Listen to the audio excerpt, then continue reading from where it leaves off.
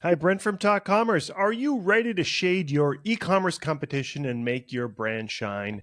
Then put on your sunglasses and tune in because this episode is about to brighten your day. Our guest, Joe Earley, is the co-founder of Tifosi Optics, a leading sunglass manufacturer for the running and biking industry.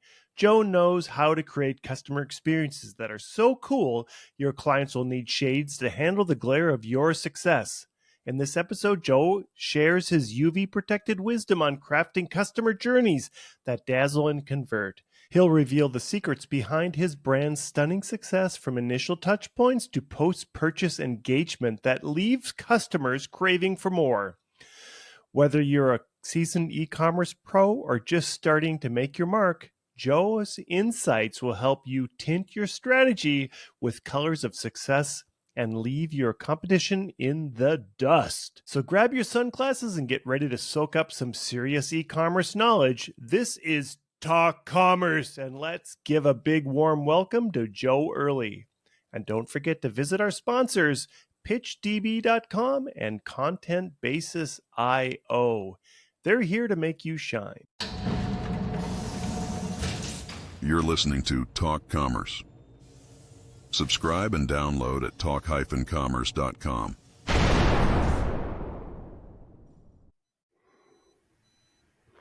Welcome to this episode of Talk Commerce. Today I have Joe Earley from Tifosi, the best sunglasses in the world. Joe, go ahead, do an introduction for yourself. Tell us your day-to-day role and maybe one of your passions in life. I'm Joe Earley. I am the president here at Tifosi Optics, so that means I do whatever Elizabeth, my wife, who I work with, tells me to do. Passions in life definitely have been family, but love to ride my bike. So been cycling for 30 plus years, and that's sort of what started and led us on this journey. That's awesome. Good. Joe, before we get started into content, you did volunteer to be part of the Free Joke Project. So all I'm going to do is tell you a joke. I should have picked a bike joke, but I didn't. I have a different style of joke. It involves some physical movement, but not a lot. So I'm going to tell you the joke. All you have to do is say, should this joke be free, or do you think someday we should charge for it? So here we go. What do you call a one-legged hippo? A hoppo. Oof, yeah. Yeah. I think you're going to have a tough time charging for that, Brent. I know. That was. So it's got to be free. Yeah, definitely. Sorry. Yeah. Hey there, it's Brent from Talk Commerce. As an entrepreneur and podcaster, I'm always looking for ways to share my message and connect with new audiences. That's why I was thrilled when I discovered PitchDB, the ultimate tool for getting booked on podcasts, speaking gigs, and media outlets. When I first tried PitchD, I was blown away by the results. I had a 100% response rate from the opportunities I pitched, and I couldn't believe how easy it was to connect with relevant hosts and planners. With over 3 million podcast opportunities, 148,000 event planners, and 31,000 plus media outlets, and 11,000 conferences at my fingertips, I felt like I had struck gold. What I love about PitchDB is how it streamlines the entire booking process.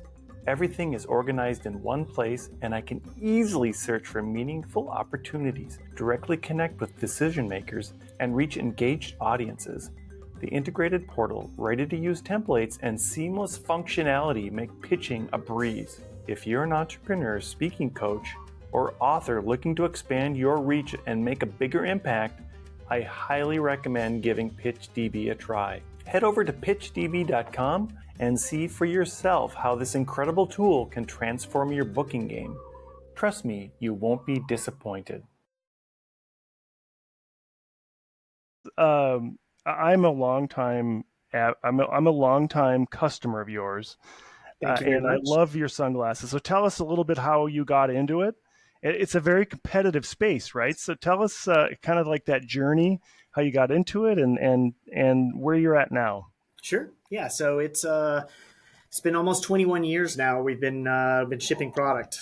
And, you know, our background, my wife and I were independent sales reps in the cycling industry. So we sold to your local bike shops, your local running stores, some outdoor stores here all in the Southeast. And we sold lots of different products.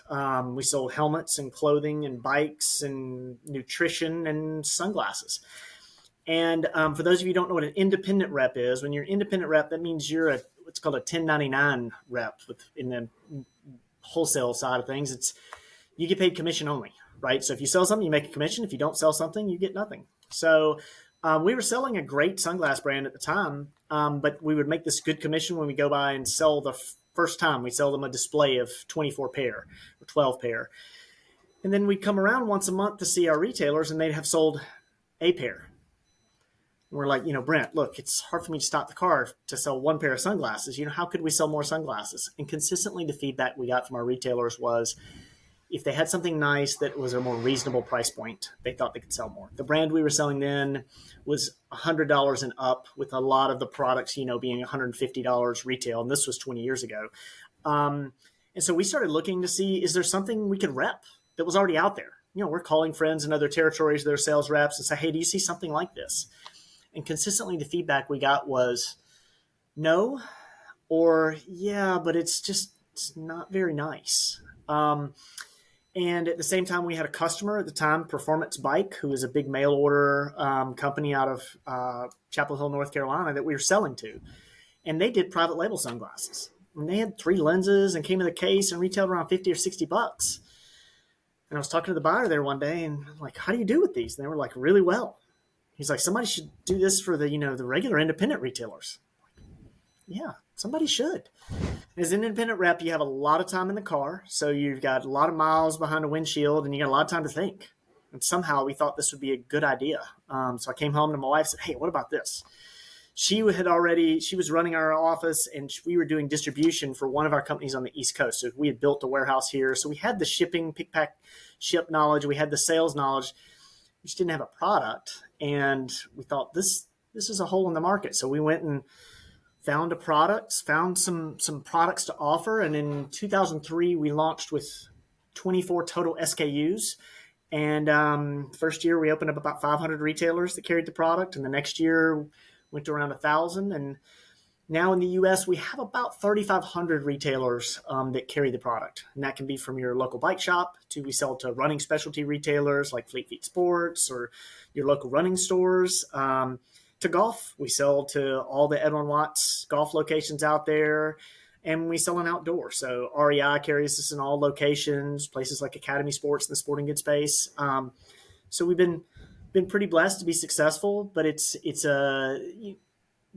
our model has been, to offer this very high quality sunglass, but at a value to the end consumer. People talk about it all day long. You've had your brand, you plug in the name, they cost $150. You get them and you love them and you drop them within the first month, and that scratch is always right in the worst spot. And you have this pit in your stomach, like, oh my gosh, that was $150. I just ruined it. And, we found that there's a lot of consumers out there that want that quality, but they just want a more reasonable price point. And so that's what we've been able to kind of offer. How do you get around? I mean, I think that the quality of your sunglasses, I think, are far superior to the $150, whatever the price point is. And I think I have a pair of 15-year-old Tifosis. How do you work that into resale and getting people to buy more? Do you depend on having to have new lines of sunglasses? I mean, it's a very competitive category. When we talk about the Oakleys and the Ray-Bans of the world, they're owned by a company called Essilux, which is a fantastic company, but they're $25 billion in sales and, multiple brands and licenses. And, it's a very competitive space. So you definitely have to stay on the product gas. And for us, product is number one. So, for instance, this spring we launched a new model last week in the Sanctum, which seems to be a home run for us. That's in kind of the athleisure space. We've got a new performance piece launching next month. We've got 2 color stories coming the months after that, and then another 2 new models coming the month after that. So you got to make sure that what you're selling is continuing to turn and you're on top of the trends in the market. Because of our positioning, we don't have to be on the leading edge of fashion, but, we definitely follow those trends. And as our business has changed over the last 6 years, where we used to just be a pure performance product, now we sell a lot of what I would call athleisure products, what we call our Swank family of goods. These are sport wayfarers, for lack of a better term. They've got different silhouettes to them, but they're more casual oriented. You do definitely have to have a stronger, you know, fashion element and casual element to the product than just your shield designs for going out and running or cycling.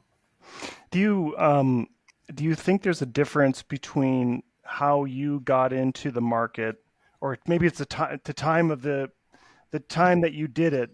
Like I don't see a big opportunity now for a new player to come in, and honestly, when I think about running sunglasses, Tifosi would be the one that I'd go to as my premium ones.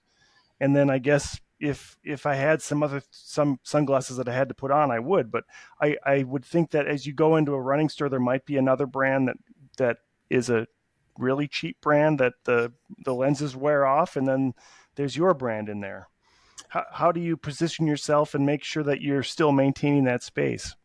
Yeah, I mean, again, it is a very competitive space, and as we've been in the business 20 years, we've seen lots of brands come and go in the space. A lot of people look at it and go, "Gosh, it's sunglasses. This is a great margin business. You've got these $25 billion companies out here.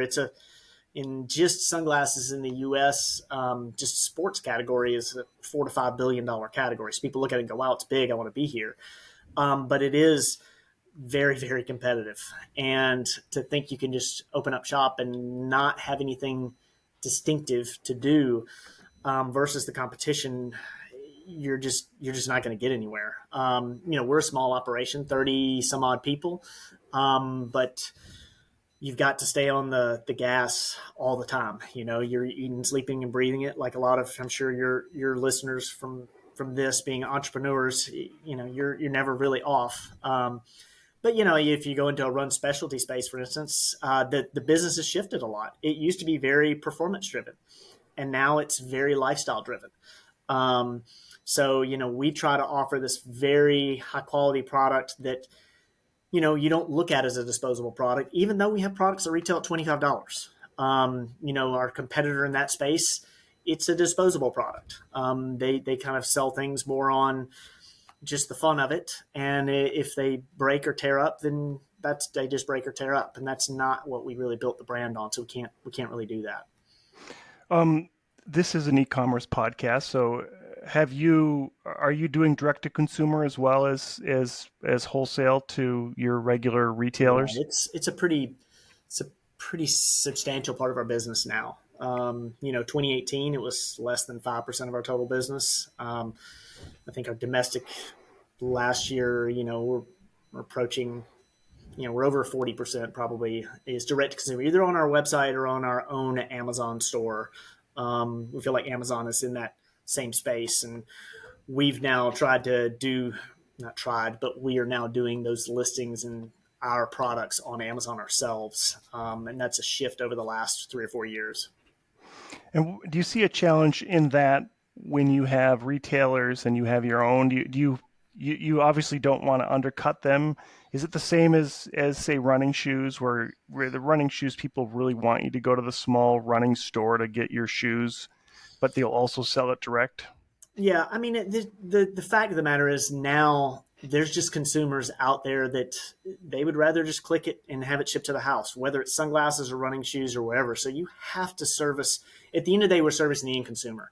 Our running specialty stores, our bike specialty stores, people like REI, they're incredibly important to us. I think a lot of companies they say I'm going to either do direct to consumer or I'm going to be wholesale. For us, as Jim Collins would say, we look at it as the beauty of the and. It's not an or proposition, because we have consumers that want to go in and try the glasses and buy them right there. They don't want to wait for something to get there. They want to just pick them up that day. And because of our price point, we do tend to be an impulse item too. So, if you're in picking up new running shoes, or you're buying a new bike, or just picking up your bike for service, we have people that'll buy products right off the rack there. So, the wholesale business is something that we built the company on, and something that we know, I guess with Elizabeth and I, it's kind of in our DNA, because that's what we did before this for, a dozen years before we started this. So supporting retailers and kind of working through them to help get the end consumer serviced is part of it. Are there people that are going to come onto our website and buy? Yes, but it's going to be the same price as what they can go to our local, specialty retailer and buy them for. We don't undercut our retailers. That's just not part of our model. And that's one of the other reasons we took over the Amazon space as well, is to be able to control the pricing better, because we were finding that, either different resellers or Amazon themselves at times would discount the product, and that's not what we wanted to have happen. When you enlist in Amazon like that, do you how do you control what other people are doing as a third party, or can you control that? Well, I mean, we have in our retailer agreement that we just don't allow third party reselling. So, we want them they should be bringing value for the consumer outside of those third party marketplaces. If they're just selling on Amazon and that's what their business is, that's not a type of retailer that we're adding at this point. We want a brick and mortar retailer, or someone who has their own e-commerce site that brings value for us as a brand and for the end consumer. As soon as you offer it on Amazon and it has Prime, it doesn't matter whether I'm selling it or you're selling it or Amazon's selling it. If it has the Prime button on it, the consumer, that's what they want. That was part of the strategic decision we made, was to move away from having so many resellers doing it. We do have some resellers that still sell on the platform for us now, but they tend to be people who bring us value outside of just that platform. Are you seeing more running or biking now? Are you evenly split, or what do you see more of? Our business is still, you got to think about the size of the retail landscape. So running specialty retailers, there's about 1,000. Cycling stores, there's probably closer to 4,000. So there's a larger dealer base in bike. So right now we do sell but we sell more in cycling. We actually see running specialty, though, is it has the opportunity to be just as big as cycling right now, because running specialty retailers are actually selling more sunglasses in each door than a bike shop does, which is really interesting, because cycling eyewear is part of the outfit, right? It's part of the must-have product. If you're going to go out and road ride and average 16, 17, 20 miles an hour, 25 miles an hour, however fast you are, you need that wind protection. You need protection from, debris. In running, you go to a 5K, 10K marathon, it's a small percentage of the people that actually wear sunglasses, even though they should be. But because of the growth of this lifestyle category in running specialty, it's very much female focused. It's probably 60 or 65% of the retail business for run specialty is women. And for them, it's more of a lifestyle. They're getting their running shoes match their outfit and matches their sunglasses. So they will buy multiple pairs. Whereas you talk about cycling, it's male dominated, and guys, once you have a pair of sunglasses for you to go ride your bike in, you have a pair of sunglasses. Sometimes you get two, but we're not really the same that way. So running specialty has actually exploded in what it's selling at retail in the sunglass category. The biz space has gone, and it's almost 10 times the size it was 6 years ago right now. What about athletes? Are you seeing? Are you doing sponsored athletes? Are you seeing that space coming in for sunglasses? So part of what we've kind of said as a brand from day one is that we don't pay professional athletes. That's how we keep the price of the eyewear down. What we have seen and what we have started to do is we do collaborate with some, what I would call them, more influencers. They might be, I would consider, an elite athlete, but we partner with them not because of their results in cycling or in running. It's more about the content that they produce and the following they have on social media to help expose our brand to their followers. So, we've got the vegan cyclist, Tyler Pierce, on the cycling side of things. This year we just signed Hella, who's a fantastic guy who's been running May 15th, who will have been running for 7 years, every single day for 7 years. But this is a guy who runs a marathon at, close to 3 hour pace, I believe. So he's a stud athlete too. He's a former professional, soccer player, I believe, is his background. And then we just signed a new pickleball influencer who won Survivor, but we're working with him because of his pickleball audience. But it's not, we're less interested in professional athletes that their exposure is all dependent on results. Ours is more about creating a bigger community for us and tapping into the community that these people have and the content they provide. To be honest, that's been really interesting for us to see that aspect of our business change and grow, and continue to feed that content beast is really important for us now. Yeah, I think you took my next question was the pickleball sunglasses. Are there going to be pickleball sunglasses, and what do they look like? Well, for us, pickleball sunglasses are pretty much anything that we offer because they're all shatterproof polycarbonate lens. So they were designed for cycling to begin with. When we look at a lot of our competitors, they offer what's called a tack lens, which is it's a flimsy lens that doesn't provide impact protection. And if you've played pickleball before, which it's been the fastest growing sport for a long time, but it's actually becoming pretty mainstream now. Through COVID, it obviously blew up and it's continuing to grow.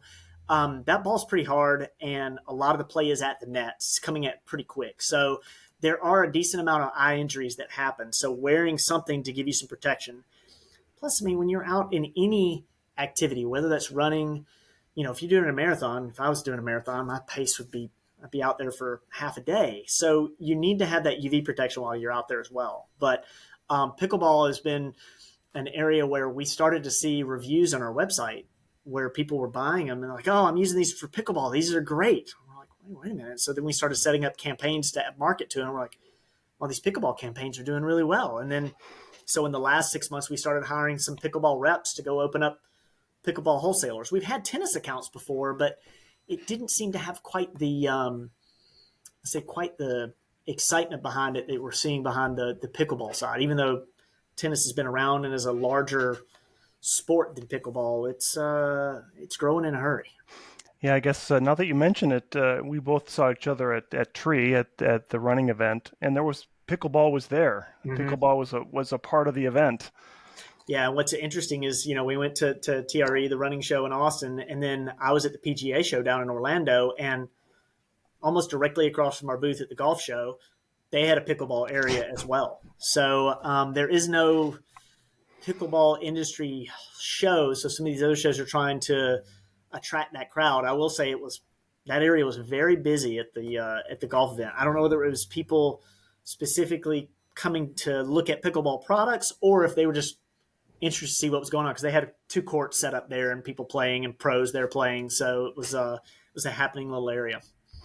You don't have to disclose technology, but one great thing about your lenses is they don't scratch. And I'm a runner, and I've dropped my sunglasses while running many times, and even sometimes it seems like they fall directly on the top of the lens.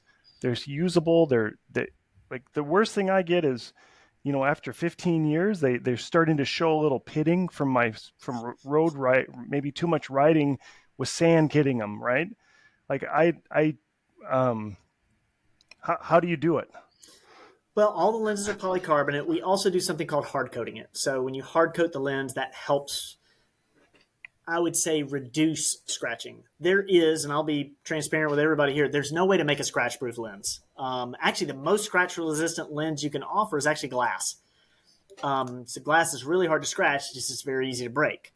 So you want something that's giving you impact protection, that's got great optical quality, and it's not too easy to scratch. Our lenses aren't scratch-proof.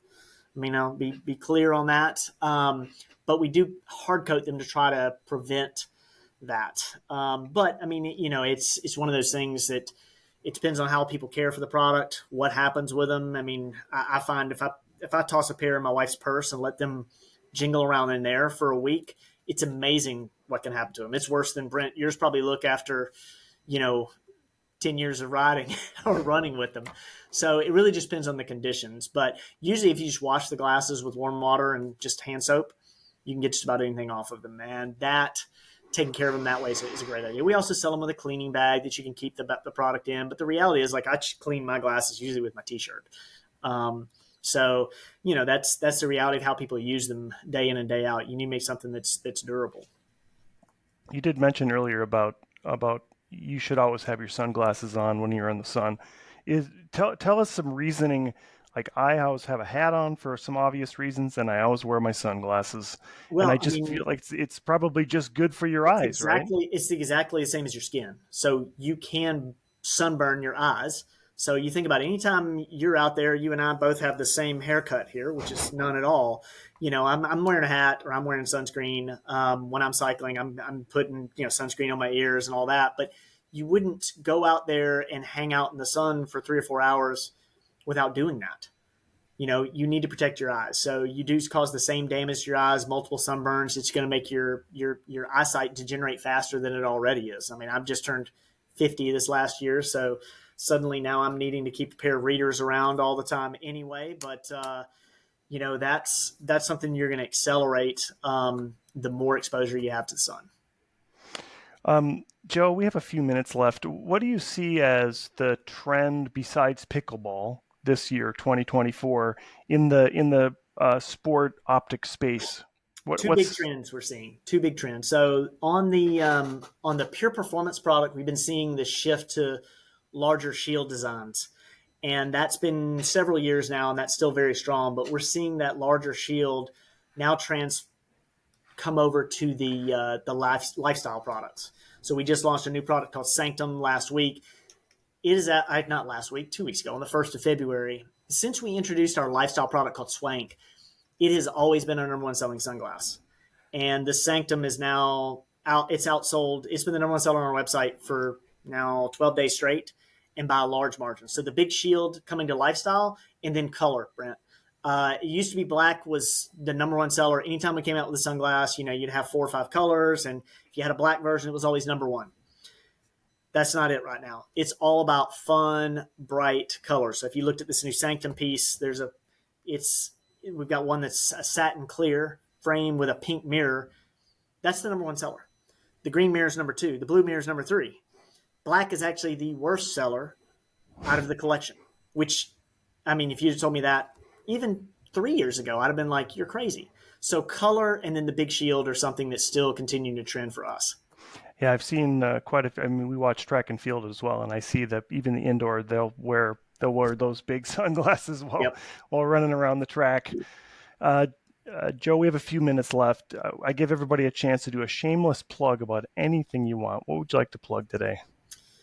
Shameless plug about anything. Okay, well, I mean, obviously, love all of your listeners to check out our website. I think next time they're looking for a pair of sunglasses, to think about it. That's just TifosiOptics.com. We offer regular sunglasses for sports, and we offer prescription sunglasses. So if you're looking for your next RX, take a look. We're shameless, and now we've plugged.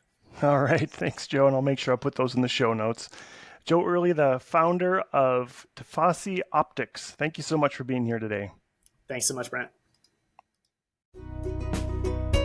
Welcome to Talk Commerce, the podcast where we unpack the world of e-commerce and online marketing.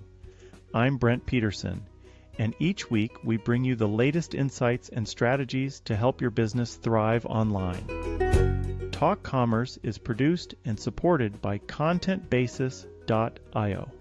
This podcast is my creative outlet and has been going now for 3 years. We are approaching 1,000 downloads every week and growing.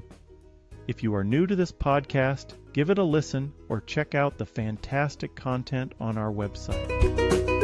From exploring effective marketing tactics to dissecting the trends shaping the digital marketplace, we've got you covered, and we're here to guide you through the ever-evolving landscape of e-commerce. But we're not just here to talk, we're here to engage. Got thoughts, questions, or you want to hear a really funny joke? I'd love to hear from you. Email me at brent@talkcommerce.com and let's keep the conversation going. Ready to boost your online presence? Tune in and stay ahead of the curve with Talk Commerce. Don't forget to subscribe for the full experience and share your feedback. You're listening to Talk Commerce.